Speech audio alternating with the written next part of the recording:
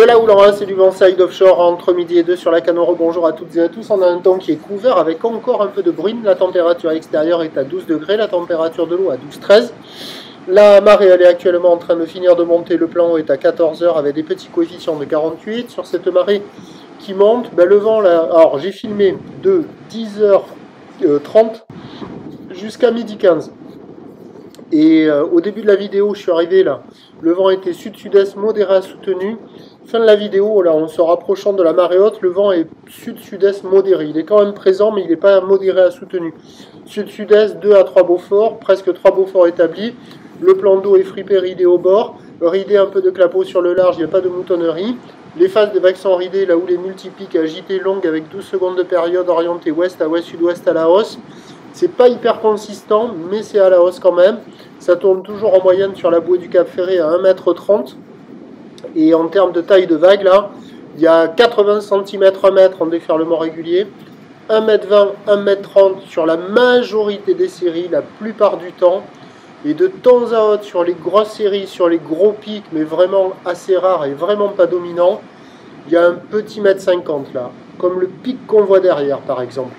Des vagues qui arrivent à hauteur de la taille des épaules, bonne épaule. La barre est un peu plus facile à franchir maintenant que la marée est haute. Les vagues sont sélectives à réserver pour des surfeurs confirmés. Ça s'est un peu amélioré là par rapport à ce matin. Mais franchement, c'est pas terrible. Hein. Ça vaut 1,5 sur 5. Donc là, il y avait une personne à l'eau à la digue sud. Le pauvre, vous allez voir au bout d'un moment, là, il va sortir de l'eau, repartir à l'eau. Je vais filmer à côté des rochers. Il va lâcher la planche, il va casser son leash. La planche est passée pas loin de la digue, mais sans pète. Voilà.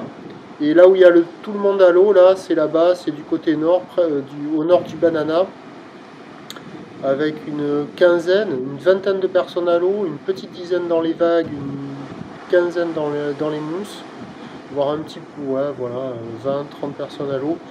Bon, il y a quelques bouts, mais c'est pas terrible, hein. Ça fait des pics mous qui ont du mal à se rejoindre, les épaules sont devenues inconsistantes. On est passé de ce matin où les épaules se rejoignaient hyper rapidement à maintenant il n'y a pas d'épaule. Bon, il y a quelques bouts, et même sur cette zone-là, la barre elle n'est pas facile à franchir. Donc ça vaut pas la moyenne, hein. Ça vaut moins que la moyenne, 1,5 sur 5, il y a quelques bouts à attraper. C'est mieux que ce matin, mais alors c'est pas la folie, il faut être motivateur pour aller dans l'eau.